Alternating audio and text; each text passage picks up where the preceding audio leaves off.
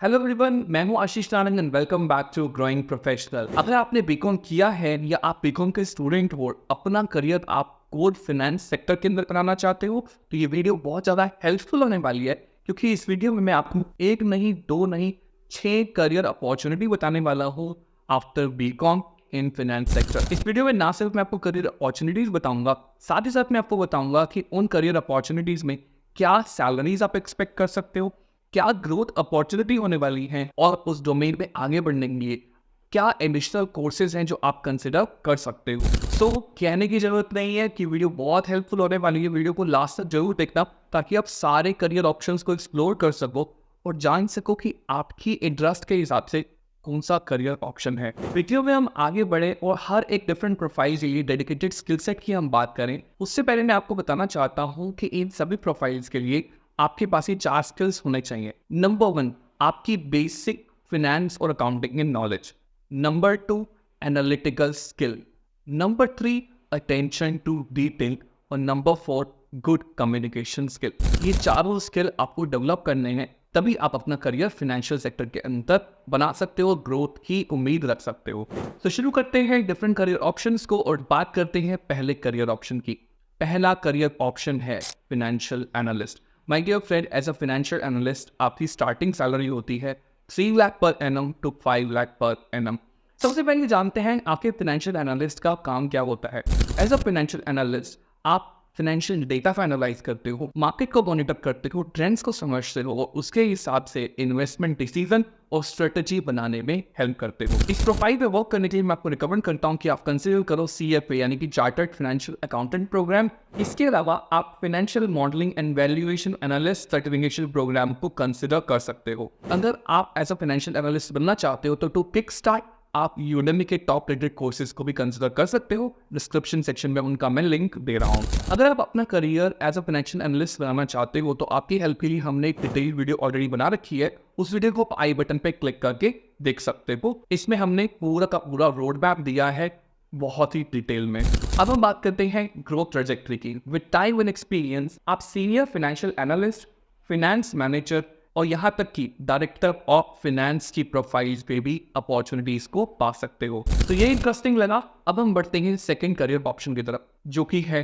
Auditor. On audit profile as a fresher आपकी salaries होती हैं 3 lakh per annum to 6 lakh per annum, depending on company, job location और आपका skill set. As a auditor आपका काम होता है कि जो भी कंपनी का फाइनेंशियल डेटा है, जो भी रिकॉर्ड्स है, उनको एग्जामिन करना और चेक करना कि वो एक्यूरेट है और एज पर द कंप्लायंसेस है, जो भी रेगुलेटरी कंप्लायंसेस हैं वो सब फॉलो हो रही हैं, ये आपको इंश्योर करना होता है। अब बात हो स्किल्स की, तो जानते हैं कि क्या स्किल्स आपको डेवलप करने हैं। नंबर 1, आपकी अकाउंटिंग और ऑडिटिंग सॉफ्टवेयर्स में प्रोफिशिएंसी होनी चाहिए। नंबर 2, आपकी स्ट्रॉन्ग अंडरस्टैंडिंग होनी चाहिए ऑडिटिंग के जो स्टैंडर्ड्स होते हैं और बेस्ट प्रैक्टिसेस होती हैं। नंबर 3, अगर आपको इस प्रोफाइल पे वर्क करना है तो आपको क्रिटिकल थिंकिंग स्किल्स को डेवलप करना है। हर चीज़ को क्रिटिकली इवैल्यूएट करना आपको आना चाहिए, तभी एक अच्छे ऑडिटर आप बन पाओगे।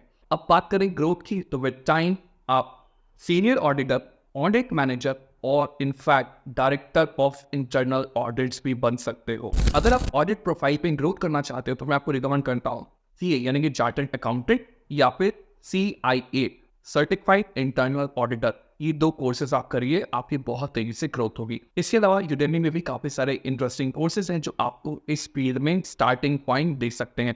उनका लिंक मैं आपको डिस्क्रिप्शन सेक्शन के अंदर दे रहा हूँ, आप जाके उसको चेकआउट कर सकते हो। हम बढ़ते हैं थर्ड करियर ऑप्शन की तरफ। थर्ड करियर ऑप्शन है investment banking. My dear friend, investment banking में आपकी starting salary packages 5 lakh per annum से लेकर के 12 लाख पर एनम तक होते हैं। यहाँ पे फिक्स कंपोनेंट भी होता है और आपके अच्छे खासे वेरिएबल्स भी होते हैं, तो आप बहुत अच्छा सैलरी पैकेज कमा सकते हो अगर आप इन्वेस्टमेंट बैंकर बनते हो। इन्वेस्टमेंट बैंकर्स का जो मेन फंक्शन होता है वो कॉर्पोरेट्स और कंपनीज को फाइनेंशियल डिसीजन लेने में एडवाइस करना और कैपिटल रेज करने में हेल्प करना होता है। इतने अच्छे सैलरी पैकेज पे जॉब पाने के लिए स्किल सेट आपको डेवलप करनी है। ये स्किल सेट है, आपकी फाइनेंशियल मार्केट्स की अंडरस्टैंडिंग बहुत स्ट्रांग होनी चाहिए। सेकेंड, आपके क्वांटिटेटिव स्किल्स बहुत अच्छे होने चाहिए। थर्ड, आपका ना सिर्फ कम्युनिकेशन स्किल अच्छा होना चाहिए, साथ साथ आपके interpersonal skill, relationship building skills अच्छे होने चाहिए, तभी आप लोगों से अच्छी खासी इन्वेस्टमेंट्स ले पाओगे, उनके पोर्टफोलियो मैनेज कर पाओगे एंड देन आपको एक चीज जो सीखनी होगी वो है ability to work under pressure. Mind you think जब स्टेक्स हाई होते हैं तो प्रेशर भी होता है, तो आपको ये एबिलिटी अपने अंदर डेवलप करनी होगी, तभी आप एक अच्छे इन्वेस्टमेंट बैंकर बनोगे। अब बात करते हैं ग्रोथ पाथ की, तो विद टाइम आप एसोसिएट बन सकते हो, वाइस प्रेसिडेंट बन सकते हो और इनफैक्ट मैनेजिंग डायरेक्टर भी बन सकते हो। करियर में फास्ट पेस ग्रोथ के लिए आप CFA यानी कि चार्टर्ड फाइनेंशियल एनालिस्ट और या फिर इन्वेस्टमेंट बैंकिंग सर्टिफिकेशन करोगे तो आपको काफी ज्यादा हेल्प होगी। अगेन इन्वेस्टमेंट बैंकिंग से related top rated video course की लिंक डिस्क्रिप्शन सेक्शन में जाइए और एक्सप्लोर कीजिए। आगे बढ़ते हैं फोर्थ करियर ऑप्शन की तरफ, जो कि है फाइनेंशियल प्लानर। अब बात करें सैलरी की, तो इस प्रोफाइल के ऊपर आप 2.5 लाख से 5 लाख रुपए पर एनम का स्टार्टिंग सैलरी पैकेज एक्सपेक्ट कर सकते हो। एज अ फाइनेंशियल प्लानर आप इंडिविजुअल्स को हेल्प करते हो उनके फाइनेंसेस को मैनेज और प्लान करने के लिए। आप वर्कआउट करते हो कि उनके इन्वेस्टमेंट पोर्टफोलियो को कैसे ऑप्टिमाइज करें ताकि मैक्सिमम रिटर्न हो।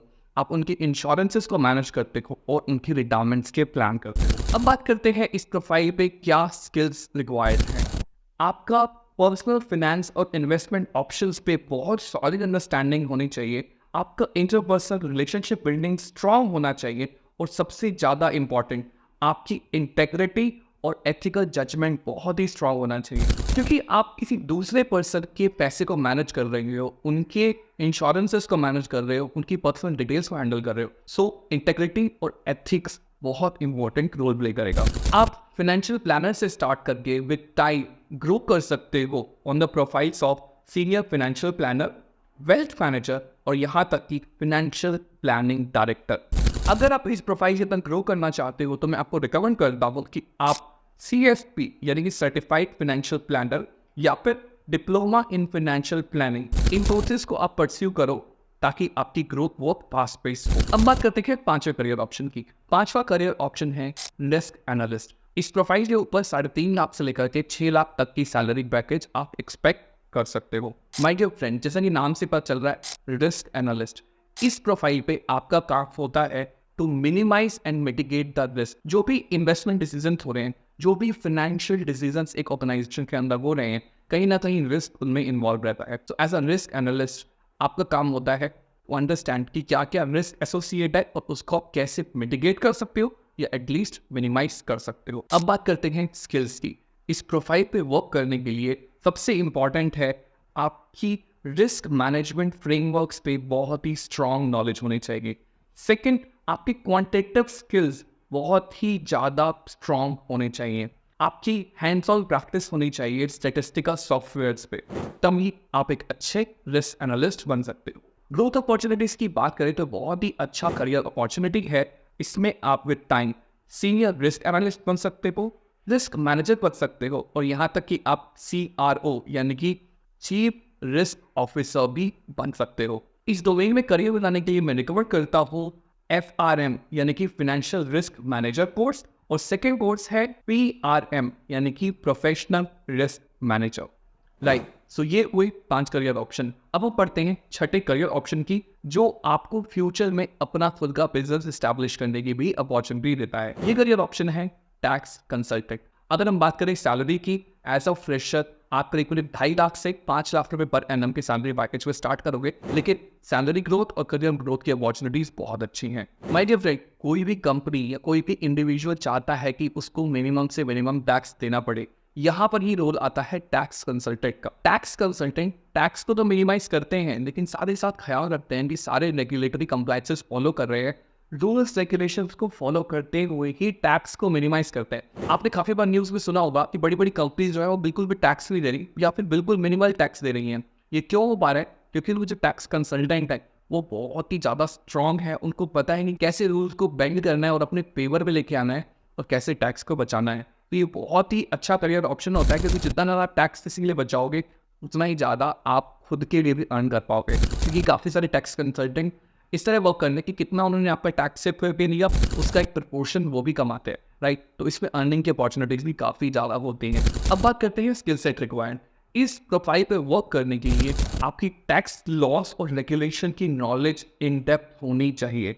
आपकी प्रॉब्लम सॉल्विंग एबिलिटी बहुत स्ट्रांग होनी चाहिए, तभी जाके आप टैक्स सेव कर पाओगे और अपना अच्छा करियर बना पाओगे। ग्रोथ की बात करें तो आप सीनियर टैक्स कंसल्टेंट बन सकते हो, टैक्स मैनेजर बन सकते हो, टैक्स डायरेक्टर बन सकते हो, किसी कंसल्टिंग फर्म में पार्टनर बन सकते हो और यहाँ तक कि अपनी खुद की कंसल्टिंग फर्म स्टार्ट करके कंपनीज और इंडिविजुअल्स की टैक्स प्लानिंग कर सकते हो और अच्छी खासी अर्निंग कर सकते हो। इनफैक्ट बाकी लोगों को भी एम्प्लॉयमेंट दे पाओगे। इन प्रोफाइल से वर्क करने के लिए अगर आप सीए करते हो तो बहुत ज़्यादा हेल्प होती है और साथ ही साथ आप कर सकते हो डिप्लोमा इन टैक्सेशन लॉस यानी कि DDL। यहाँ से भी आप अपने करियर को एक न्यू डायरेक्शन दे सकते हो। आई होप ये 6 करियर ऑप्शन आपको काफ़ी इंटरेस्टिंग लगे और काफ़ी ज़्यादा नॉलेजेबल ये वीडियो लगी। अगर आपको इतनी सी भी हेल्प हुई है ना इस वीडियो से तो प्लीज़ वीडियो को लाइक करो, अपने फ्रेंड्स के साथ इस वीडियो को शेयर करो ताकि उनको भी नॉलेज स्प्रेड हो। कहते हैं शेयरिंग इज केयरिंग। आप अपने लिए मत सोचो, दूसरों की भी हेल्प करो, वीडियो को शेयर करो, इससे हमारी भी हेल्प होती है।